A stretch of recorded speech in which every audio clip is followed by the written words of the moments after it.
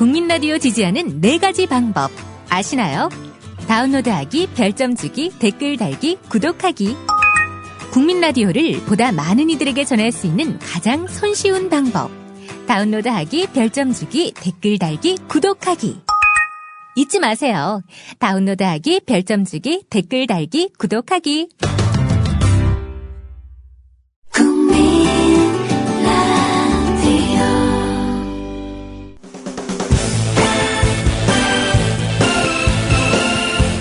예비군, 민방위 훈련장 같은 안보 특강은 가라.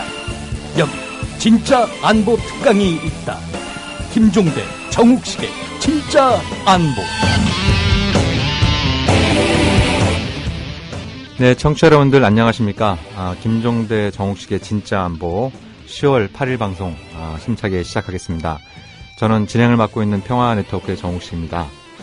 그리고 저의 그 든든한 파트너인 김종대 편집장께서 오늘 그 윤일병 사건, 사망 사건 재판이 열리고 있는데 그 현장에 가고 싶다고. 그래서 현장에서 이제 그 윤일병 사건에 대해서 브리핑을 하는 게 좋겠다고 그래서 지금 현장에 가 있습니다. 그래서 잠시 후에 좀 이따가 김종대 편집장과는 이제 전화를 통해서 말씀 나누는 시간 이렇게 갖도록 하겠습니다.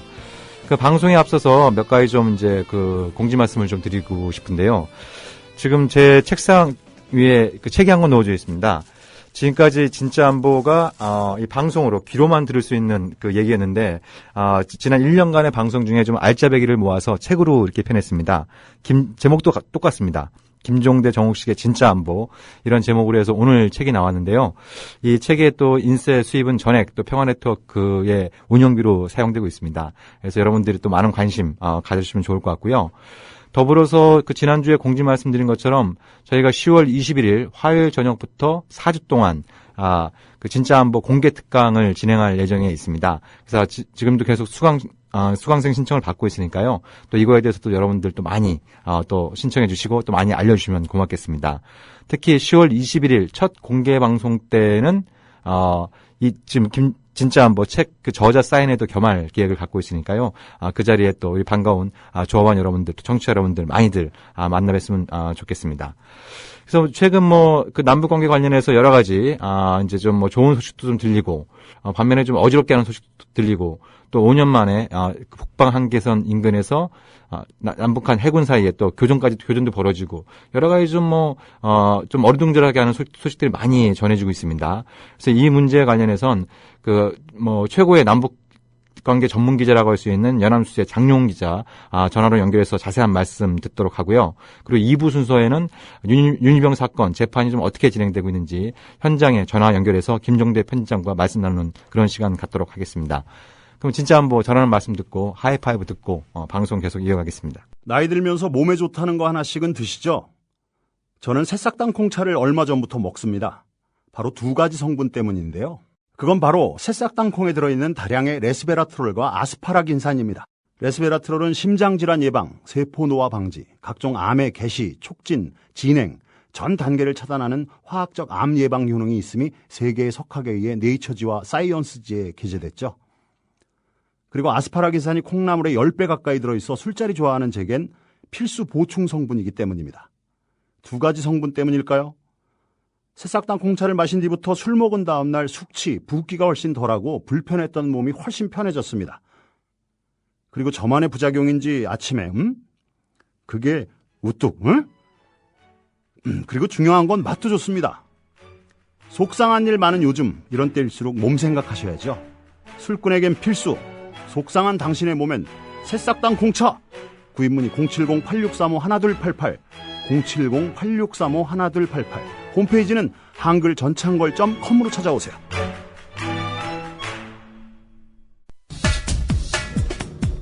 안녕하세요. 주간브리핑 하이파이브의 김민지입니다. 먼저 첫 번째 소식입니다. 예, 제가 잠깐 여기 앉겠습니다. 왜냐하면 국무총리가 일로 오시니까 김총리 또 보실 겁니다. 국무총리 때와 좀 친한 사람까지 가세요. 그럴까요? 네. 지난 4일 북한의 최고위급 인사 3명이 인천 아시안게임 폐막식을 계기로 한국을 찾았습니다. 해당 최고위급 인사는 황병서 총정치국장과 최룡해 노동당 비서, 김영건 비서 등 김정은 국방위원장의 최측근들입니다. 이들은 정홍원 국무총리와 김관진 청와대 국가안보실장, 류길재 통일부 장관 등과 접견하고 이르면 10월 말 제2차 남북 고위급 회담을 하겠다는 뜻을 밝혔습니다.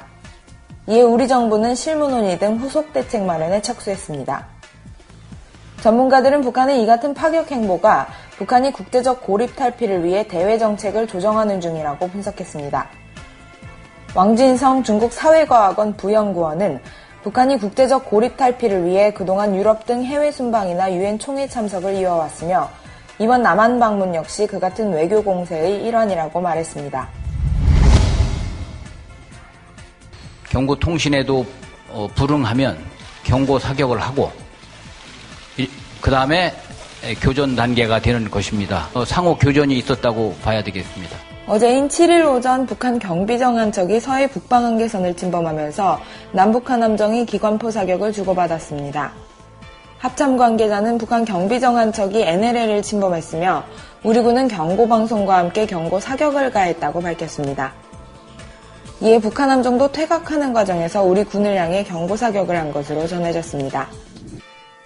남북한 최고위급이 손을 잡은 지 사흘 만에 교전이 벌어져 모처럼 조성된 화해 분위기가 와해되지 않을까 걱정하는 목소리가 커지고 있습니다.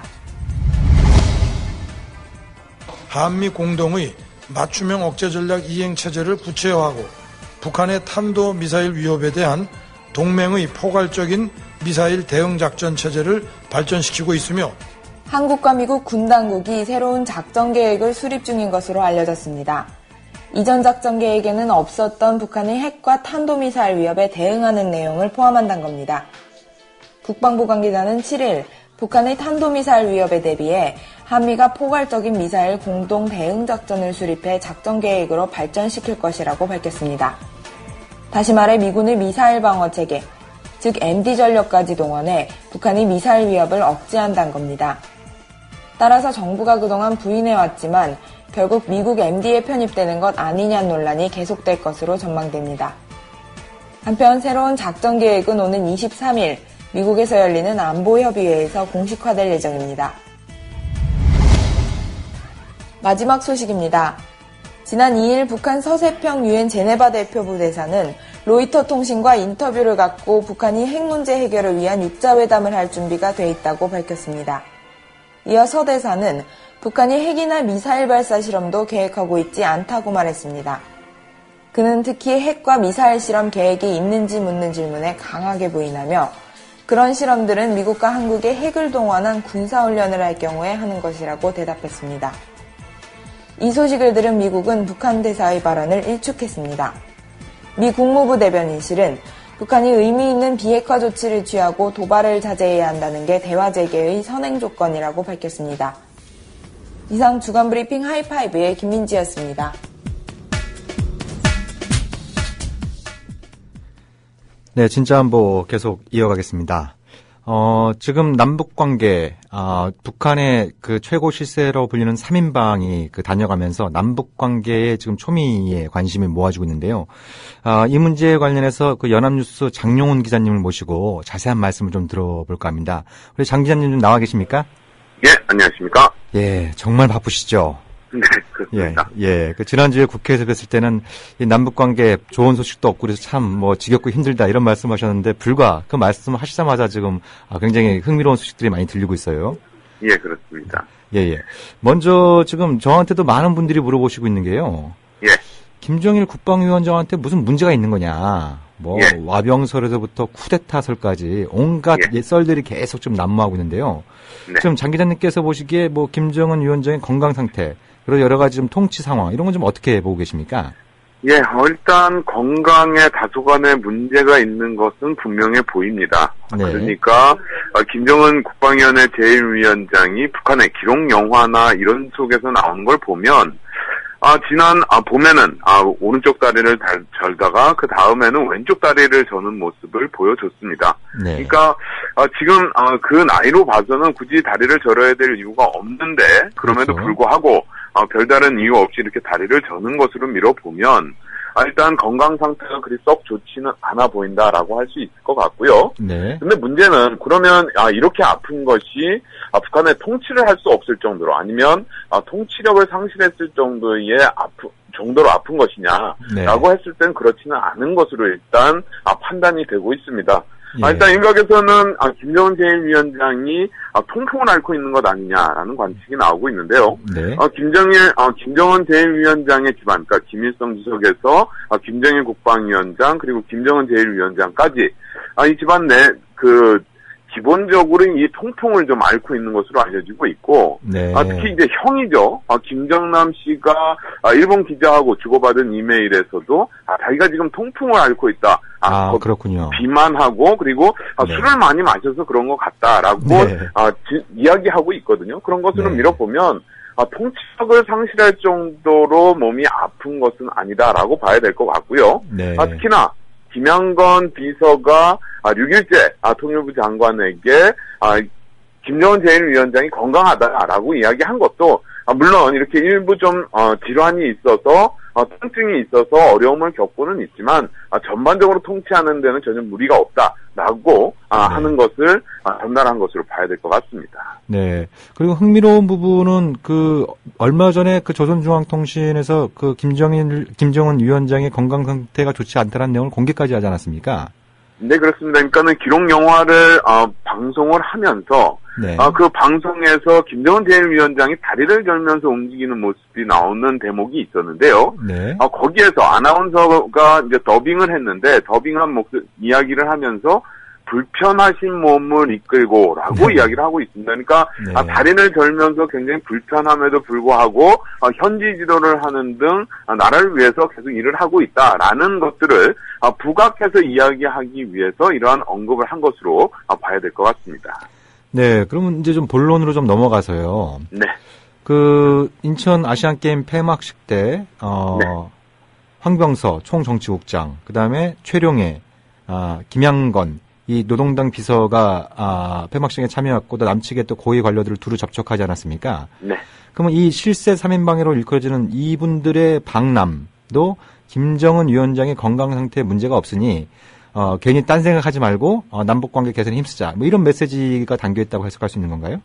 네, 그렇습니다. 일단 지금 이렇게 황병서 총정치국장 어떻게 보면 지금 국방위원회에서 부위원장을 맡고 있기 때문에 물론 이제 북한이라는 어떻게 보면 유일 지배 체제를 가지고 있는 나라에서 2인자라고 불리는 것이 적절할지는 모르겠지만 네. 어쨌든 황병서 총정치국장 같은 경우에는 국방위원회 부위원장입니다. 그래서 어떻게 보면 2인자라고까지 할 수 있을 것 같고요. 거기에다가 국가체육지도위원장을 맡고 있는 최룡해 비서 그리고 대남 정책을 총괄적으로 담당하고 있는 김양건 비서까지 이렇게 한꺼번에 내려보낼 수 있었다라는 것 자체가 네. 결국은 김정은 제1위원장의 결정에 따른 것으로밖에 볼 수 없다라고 할 수 있을 것 같고요. 네. 그런 측면에서 보면 일단 김정은 제1위원장이 올해 신년사에서 남북관계 개선을 위한 분위기를 마련하는 것이 굉장히 중요하다라는 이야기를 했고 네. 그 뒤 이어서 국방위원회의 중대제안, 특별제안 계속해서 내놓으면서 남북관계 개선을 하기 위한 어떤 그러한 메시지들을 계속 던졌었는데 결국은 이번에 아시안게임 폐막식에 맞춰서 최고위급 대표단을 내려보낸 것 자체가 남북관계를 좀 풀어보자, 대화로 풀어보자라고 하는 그러한 의지를 담고 있는 것으로 평가할 수 있을 것 같습니다. 네. 그러니까 이 세 사람들의 방안이라는 표현을 보다는 남북관계의 특수성을 고려해서 방남이라는 표현을 많이 사용하고 있습니다만, 네. 한국전쟁 이후 최고위급이라고 우리가 볼 수 있는 거죠? 예, 그렇습니다. 사실, 지금 이렇게 세 사람이 함께 왔다는 것, 더군다나, 국방위원회 부위원장이 직접 남한을 찾았다라는 사실 자체가 굉장히 주목해볼 만한 부분이다라고 할 수 있을 것 같습니다. 네. 과거에도 김기남 비서 정도는 김기남 당 비서 같은 경우에는 서울을 다녀갔던 적도 있기는 했는데요. 네. 그럼에도 불구하고 북한이 어쨌든 선군 정치를 국가의 제1의 이념으로 내세우고 있고 거기에 맞춰서 국방위원회의 역할과 기능이라는 게 굉장히 중요하지 않습니까? 네. 그러한 측면에서 보면 국방위원회 부위원장이 내려왔다는 사실 자체가 가지는 상징성이 굉장히 크다. 특히나 과거 2000년에 당시 조명록 국방위원회 제1 부위원장이 미국을 방문해서 클린턴 대통령을 예방했었던 적이 있는데요. 그렇죠. 군복 차림으로. 당시에 네. 한반도에서의 냉전 상황을 어떻게 해소할지 뭐 이런 부분들에 대한 대화를 많이 했었습니다. 네. 그런 측면에서 보면 요번에 황병서 총정치국장, 국방위원회 부위원장이 내려와서 군복을 입고 그리고 남쪽과 회담을 했다라는 사실 자체가 긴장과 대결보다는 화해와 협력으로 남북관계를 풀어보자라고 하는 메시지, 그리고 그것에 대한 북한 지도부의 의지를 과시하는데 충분한 효과가 있었다라고 볼 수 있겠습니다. 네, 그러니까 뭐 일각에서는 이제 북한 2인자라고 불리는 황병서 국방위 부위원장이 인민국 복장으로 찾아온 거에 대해 상당히 좀 불편한 이런 심기를 표현했습니다만 지금 장 기자님의 말씀의 요지는 과거 클린턴 행정부 때 그 조명록 차수가 인민국 복장으로 백악관에 들어가서 클린턴 대통령을 만났던 그렇죠. 거기에 담고 있는 의미가 이번에도 내포되어 있다 이렇게 지금 해석을 하고 계시고 있는 거죠.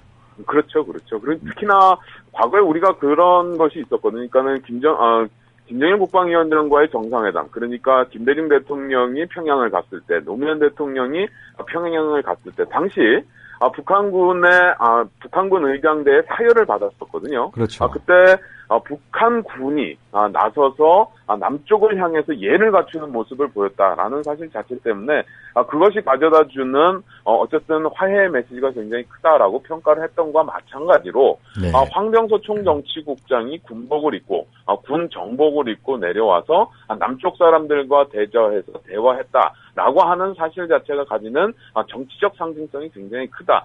특히나 화해와 협력의 메시지라는 측면에서는 굉장히 큰 의미가 있다라고 볼 수 있겠습니다. 네. 그러니까 지금 많은 국민들이 좀 어리둥절하게 생각하는 부분이요. 불과 방남 하루 이틀 전만 하더라도 남북한 사이에 설전이 오고 갔고 또 북한 같은 경우는 특히 박근혜 대통령의 유엔 총회 연설을 두고 이제 더 이상 상종하지 않겠다는 거친 표현도 많이 사용하지 않았습니까? 네. 그랬던 북한이 최고위급 그것도 3명을 동시에 내려보냈단 말이죠. 네. 북한의 이런 오락가락하는 행보는 우리가 좀 어떻게 해석할 수 있을까요? 예, 일단 북한에서 이렇게 최고위급 대표단을 남쪽에 보냈다라는 사실 자체만 보면 왜 이럴까라는 평가를 하게 되는데 네. 중요한 것은 인천 아시안 게임의 폐막식에 북한이 대표단을 보냈다라는 네. 점을 좀 주목해 볼 필요가 있을 것 같습니다. 네. 이번 아시안 게임에서 북한은 금메달 11개, 은메달 11개, 동메달 14개로 네. 종합 7위의 성적을 거뒀습니다. 사실 최근 들어서 북한의 체육이라는 게 스포츠라는 것이 그닥 성과를 거두지 못하는 모습을 보였었는데 어쨌든 이번 대회에서 부활하는 모습을 보였고 특히나 김정은 제1위원장이 권력을 잡은 이후에 북한 내부적으로 체육을 굉장히 중시하는 모습을 보이고 있습니다. 그러한 측면에서 보면 김정은 제1위원장의 지도에 따라서 이번에 북한 선수단이 큰 성과를 거뒀고 네. 그것을 축하하기 위해서 일단 대표단을 보낸 것으로 볼 수 있을 네. 것 같고요. 다만 이런 선수단의 축하와 격려 이러한 것을 하는 가운데 기왕에 남쪽에 내려가는 것인 만큼 자신들이 생각하고 올 연초부터 계속해서 이야기해 왔었던 남북관계 개선을 좀 만들어보자라고 하는 의도도 함께 담은 것으로 평가할 수 있을 것 같습니다. 네. 그러니까 이 스포츠가 어떤 적대 관계를 완화하고 해소하고 새로운 어떤 국면을 만드는데 뭐 과거에도 이제 여러 차례 이제 기여를 한 바가 있습니다만 북한으로서는 일종의 두 마리 토끼를 함께 잡겠다라고 하는 아시안 게임에서의 기대 밖의 선전에 대한 어떤 치하의 의미 또 폐막식을 계기로 해서 남북 관계를 다시 한번 좀 풀어보겠다라고 하는 그런 정초의 네. 기조 이런 부분들을 좀 다시 살리겠다라고 하는 게 복합적으로 깔려 있다는 취지의 말씀이신 것 같아요. 네, 그렇습니다. 네네. 그리고 또 이제 또 많은 사람들이 궁금해하고 또 많은 추측들이 나왔던 문제가 그런 고위급 인사들이 왔는데 왜 박근혜 대통령을 면담하지 않았나, 왜 청와대에 가지 않았나 이런 부분도 굉장히 좀 주목을 끌지 않았습니까? 이거에 대해서 우리 또 장 기자님께서는 또 어떻게 좀 해석을 하고 계십니까? 예, 일단 회담에 참석했었던 특히나 이제 당시 오찬 회담에 참석했었던 우리 당국자들의 설명에 따르면 네. 일단 회담 때 우리 측에서 북측 대표단에게 청와대 예방 의사가 있다면 일단 준비를 하겠다라는 언급을 했고 이에 대해서 북측이 시간 관계상 이번에는 좀 어렵다라는 네. 입장을 예의를 갖춰서 전달해 왔다라고 이야기를 하고 있는데 어쨌든 예의를 갖췄든 어쨌든 간에 남쪽에서 청와대 예방 의사를 북쪽에 타진을 했는데 사실상 북측에서 거부를 했다라고 볼 수 있는 그러한 상황인 것 같은데요. 네. 북한에서 일단 그러면 왜 이렇게 거부의 입장을 밝혔나? 과거에는 보면 북한에서 이렇게 고위급 대표단을 내려보내거나 할 때 보면 미국을 보낼 때도 마찬가지고 그렇죠. 당시 그 나라에 가서 최고위급 그러니까 네. 국가 지도자라고 할 수 있는 대통령을 예방하는데 굉장히 공을 들이는 모습을 보여줘 왔었는데요.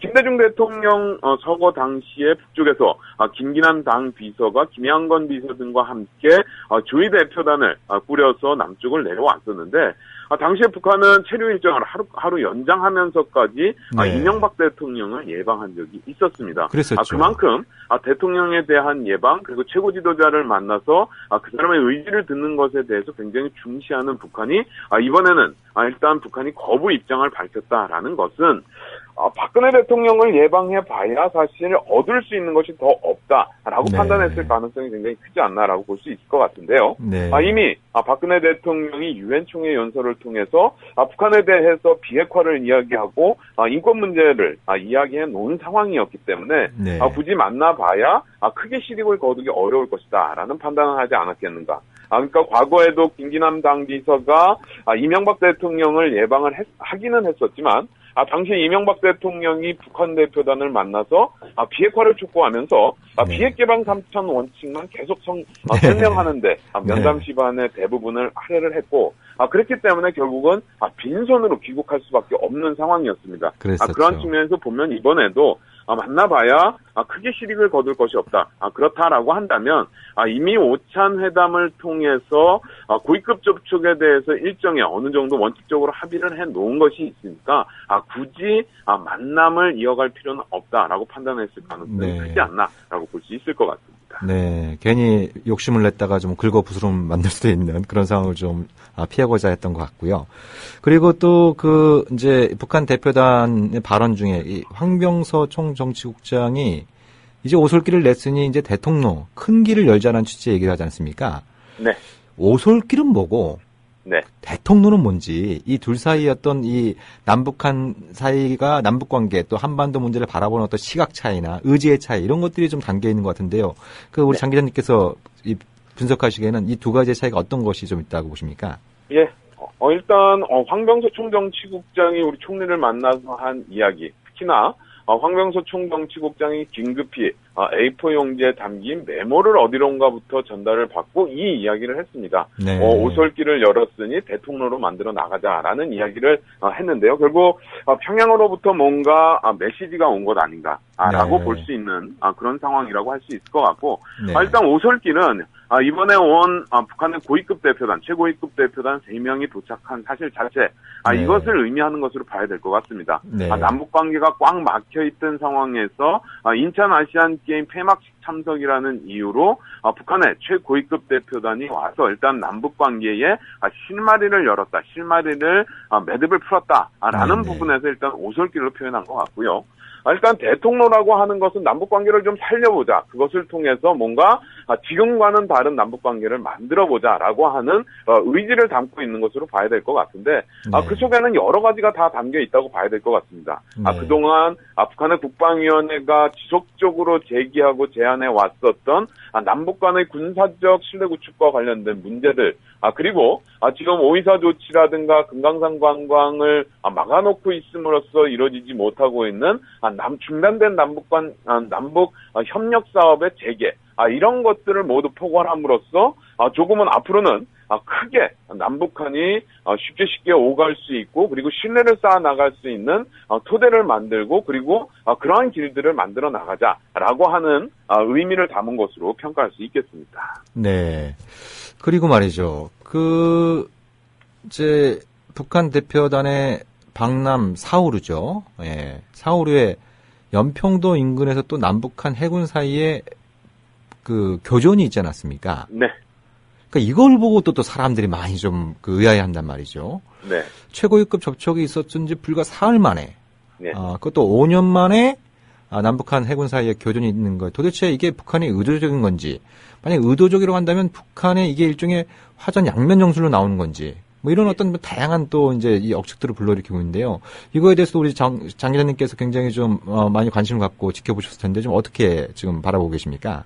예, 일단은 이 사실과 관련해서는 국방부 특히 그 합동참모본부에서 밝히고 있는 내용이 전부이기 때문에 과연 전모가 어떻게 이루어졌는지에 대해서 구체적으로 알기는 좀 어렵습니다. 일단 저희들이 파악할 수 있는 것은 당시 오전에 북한의 경비정이 NLL로부터 한 900m 정도 남쪽으로 내려왔고 여기에 대해서 우리 함정이 가서 그 경고 통신을 하고 경고 사격을 했고 경고 포격을 했고 이에 대해서 북한이 대응 사격을 했다. 일단 양쪽 모두 경고 사격을 했다라는 것인데요. 네. 참 사실 남북관계 최고위급 대표단의 방남을 통해서 물꼬를 트기는 했지만 사실 남북관계라는 게 굉장히 불안정한 상황이기 때문에 사실 그렇죠. 이 상황을 어떻게 관리하느냐가 굉장히 중요한 앞으로도 굉장히 중요하다라고 할 수 있을 것 같습니다. 네. 아무리 최고위급 대표단이 내려와서 남북관계에 물꼬를 튼다고 하더라도 사소하고 작은 그리고 굉장히 우발적인 사건으로 남북관계가 꼬이는 사례를 그동안 여러 차례 볼 수 있지 않았습니까? 뭐 금강산에서 박광택 씨 피격 사망 사건이라든가 뭐 이런 것들을 미뤄보면 굉장히 남북관계는 늘 불안정하고 어렵다라는 것을 알 수 있겠는데 그러한 측면에서 보면 우리 정부가 남북관계를 관리하고 상황을 안정적으로 이끌어 나가기 위한 노력이 필요하지 않나라고 볼 수 있는 그러한 현상이라고 할 수 있겠는데 일단 북한에서 왜 내려왔는지는 정확하게 알기 어렵습니다. 다만 여러 가지로 추정컨대는 북한의 경비정이 북한 어선의 관리를 위해서 내려왔을 가능성도 배제할 수 없는 상황이고요. 또한 북한이 그동안 지속적으로 북방 한계선 NLL에 대한 무력화 시도를 해왔었다라는 점에서 보면 그러한 전략 전술의 일환으로도 볼 수 있을 것 같은데 일단 왜 이런 일이 벌어졌는지 북한이 의도가 무엇이었는지에 대해서 집중하기보다는 이러한 상황이 생기지 않도록 상황을 안정적으로 어떻게 관리해 갈 것인가라는 부분에 더욱 관심을 기울여야 하는 그러한 시점이 아닐까라고 생각해 볼 수 있겠습니다. 네, 그 장 기자님 말씀 듣다 보니까 이 남북 관계라고 하는 게 남북 간의 합의 사항이라는 게 얼마나 이 깨지기 쉬운 유리알과 같은 존재인지 이걸 거듭 우리가 확인할 수 있는데요.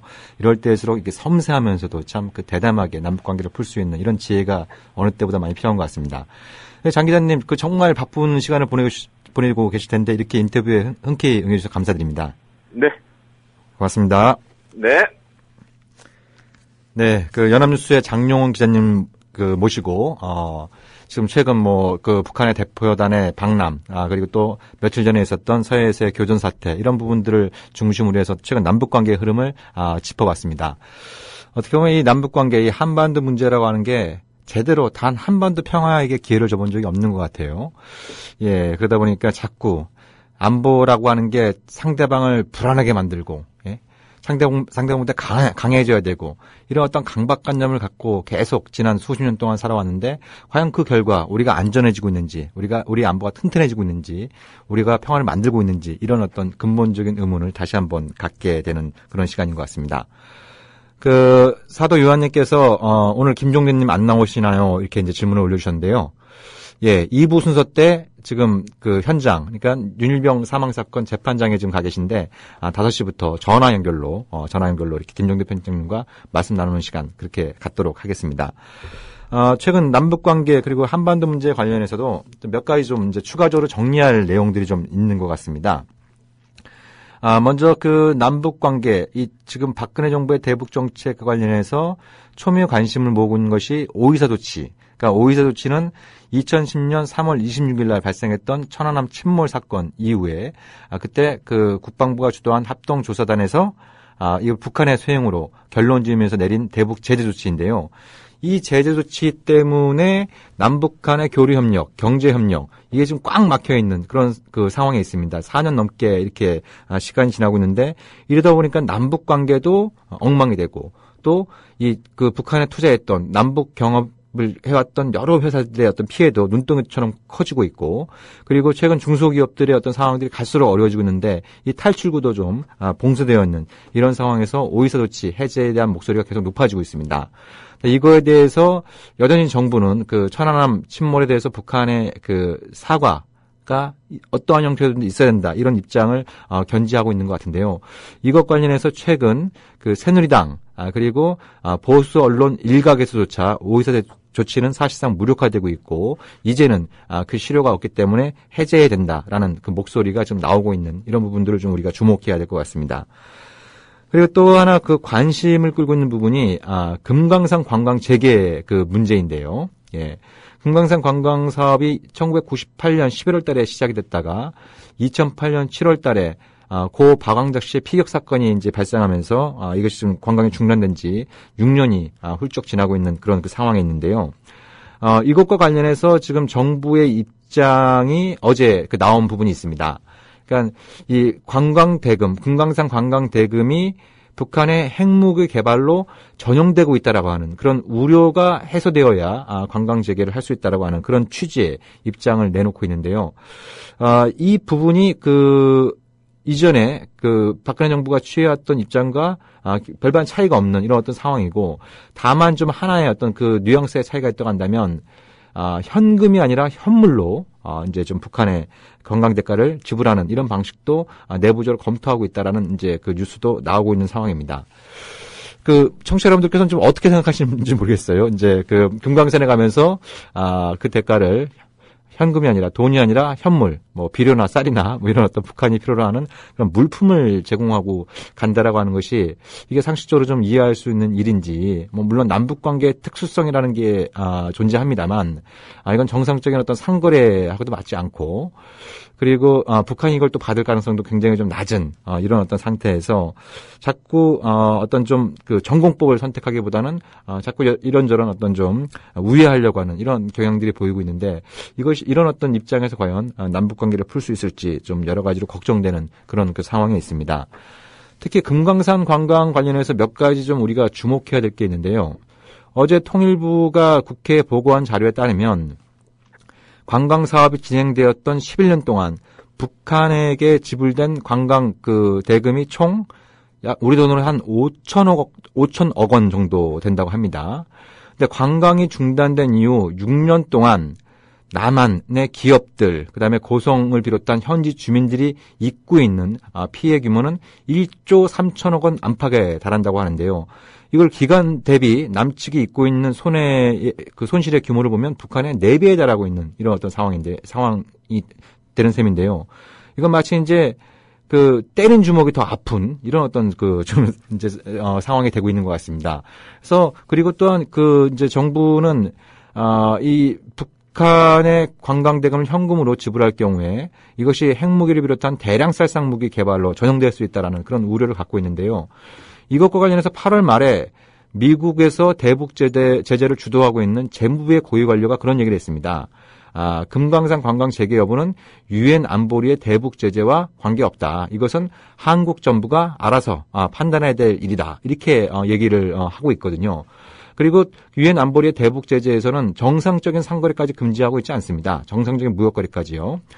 뭐 이를 근거로 해서 최근 러시아나 중국 같은 경우에는 이들 나라 역시 그 유엔 안보리의 대북 제재 결의에 찬성했던 국가들인데 오히려 지금 대북 경협을 늘리고 있는 상황에 있거든요.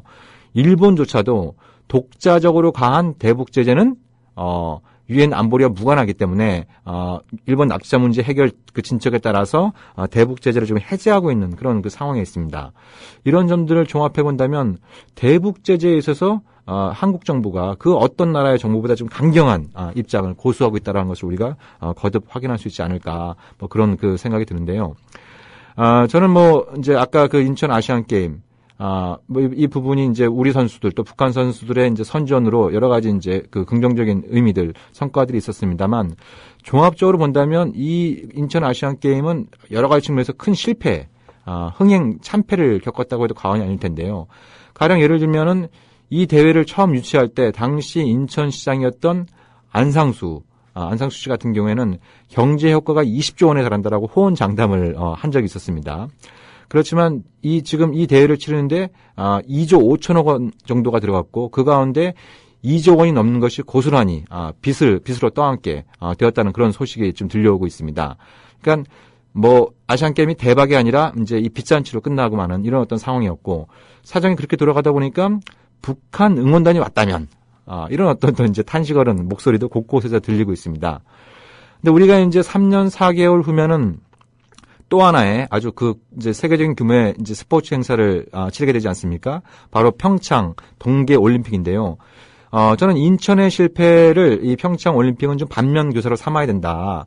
뭐 여러 가지 측면에서 말씀을 드릴 수 있겠습니다만, 특히 이제 인천과 마찬가지로 강원도 역시 북한과 접경 지역이지 않습니까? 이것은 곧 그 동계 올림픽의 어떤 그 성패가 이 북한과의 관계를 얼마만큼 잘 풀 수 있느냐, 여기에 달렸다고 해도 과언이 아닐 텐데요. 저는 이것과 관련해서 좀 이제 금강산 관광 사업이 왜 중요한지 이 부분을 좀 강조의 말씀을 좀 드리고 싶습니다. 첫 번째는 여러분들 잘 아시다시피 올림픽을 비롯한 이 국제 행사의 이 성패는 그 해당 지역의 관광 인프라, 관광 자원이 얼마만큼 잘 되어 있느냐, 이것이 굉장히 중요한 변수이지 않습니까? 그러니까 이제 그런 어떤 그 관람객들이 경기만 보는 것이 아니라 그 주변에 그 여러 가지 이제 관광도 하고 쇼핑도 하고 이러면서 이제 행사가 좀 성공적으로 개최되는 경우가 많은데요. 아시다시피 남쪽에는 그 세계적인 명산인 설악산이 있고 북쪽에는 금강산이 있습니다. 이게 지금 따로 떨어져 있는 이런 어떤, 그래서 서로 오도 가도 못하는 그런 어떤 그 상황에 처해 있는데요. 이 금강산과 설악산을 연계해서 이 단일 관광권으로 묶어낸다고 한다면 저는 이것이 평창 올림픽 성공에 아주 크게 기여할 수 있는 그런 어떤 방법이 아닌가 하는 생각이 들고요. 그리고 박근혜 대통령의 그 대표적인 대북 정책 브랜드가 이 비무장지대 DMZ의 세계 평화공원을 조성하겠다는 거 아니겠습니까? 이것을 두고도 여러 가지 비판적인 얘기가 많이 있습니다만, 저는 가장 자연스러운 방법 중에 하나가 이 설악산과 금강산을 단일 관광권으로 이제 묶어내면 그 자체가 이제 DMZ 세계평화공원으로 이어질 수 있는, 아주 자연스럽게 이어질 수 있는 그런 어떤 길을 닫게 된다. 왜냐하면은 육로를 통해서 금강산에 가보신 분들은 아시겠습니다만 거기는 이미 멋진 도로가 닦여 있지 않습니까? 그리고 이제 중단된 지 오래됐습니다만 동해선 철도까지 연결이 된다고 한다면 바로 DMZ를 사이에 두고 연결되어 있는 도로, 철도, 그 인근 지역을 바로 DMZ 세계평화공원으로 조성할 수 있기 때문에 박근혜 대통령이 너무 어렵게 돌아갈 것이 아니라 이미 주어진 토대, 이미 만들어진 성과, 이런 부분들을 잘 살리면 본인이 대표적인 브랜드로 내세우고 있는 DMZ 세계평화공원 조성도 그렇게 먼 얘기는 아닐 수 있다.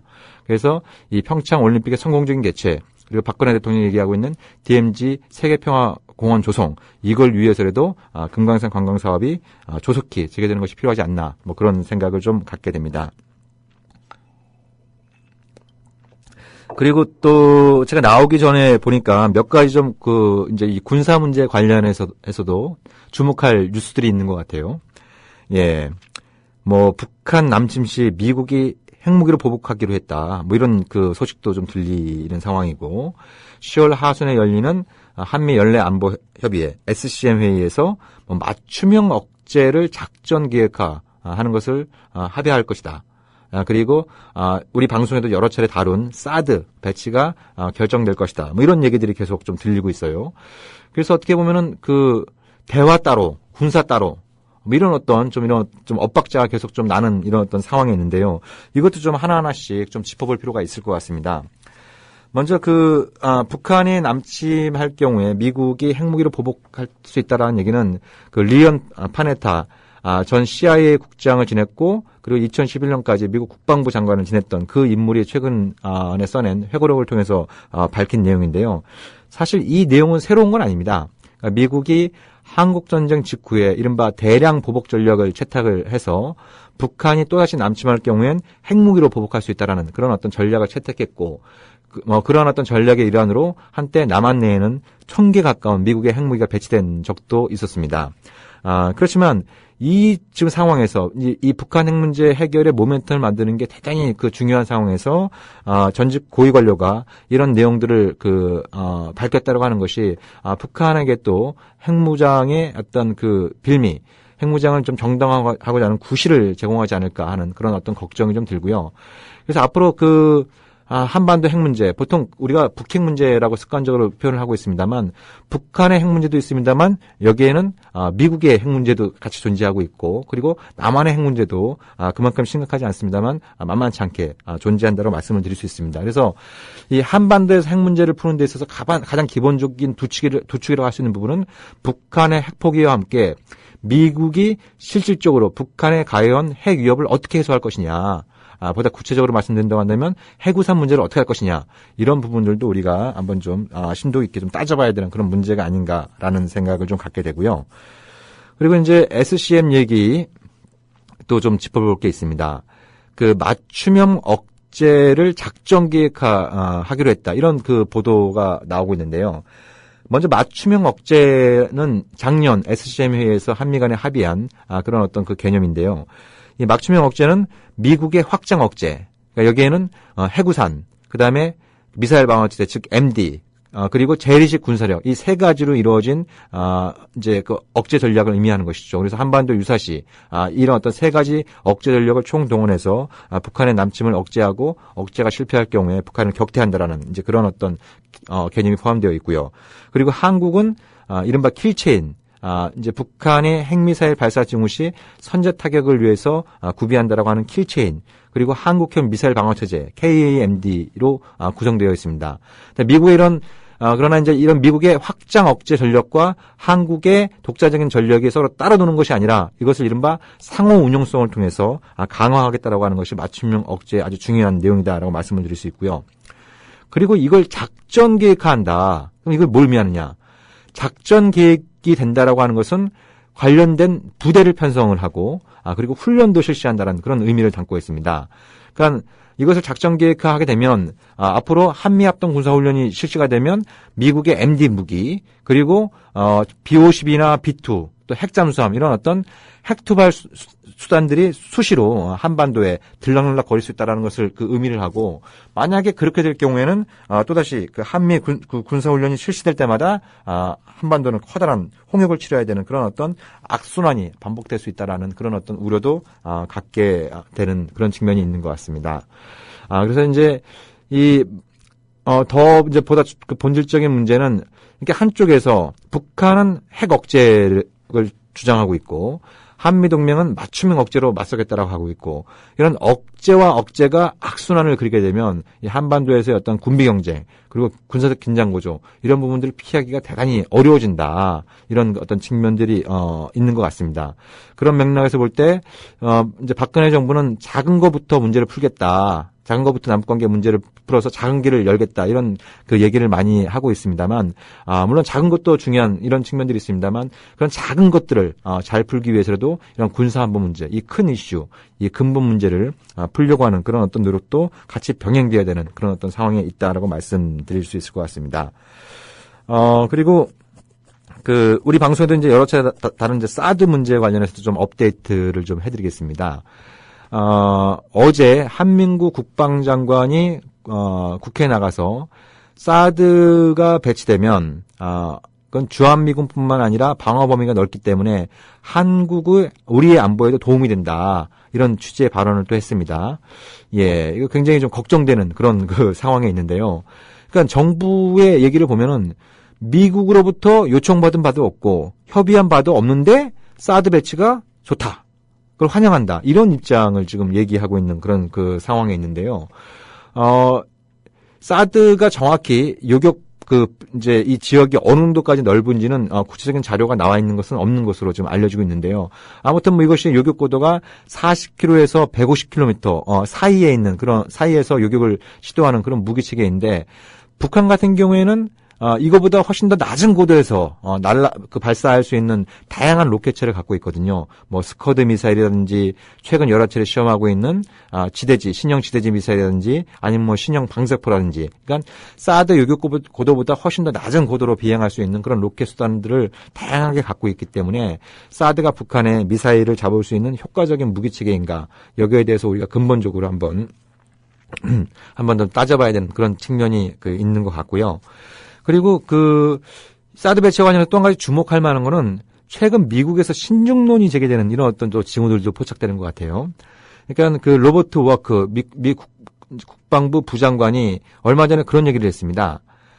이 사드 배치 문제를 가지고 중국, 러시아하고 협의를 해보니 이들 나라는 계속해서 우려를 표명하더라. 그러니까 미국은 이것은 중국과 러시아와 무관하다라고 계속 일관되게 설득을 하고 있지만 중국과 러시아는 이것이 한반도와 동북아의 어떤 긴장을 고조시키고 궁극적으로는 자신들을 겨냥한 그런 어떤 무기체계로 언제든지 돌변할 수 있기 때문에 결단코 반대한다. 이런 입장을 전달하면서 미국 내에서 신중론이 좀 불거지고 있다는 것이죠.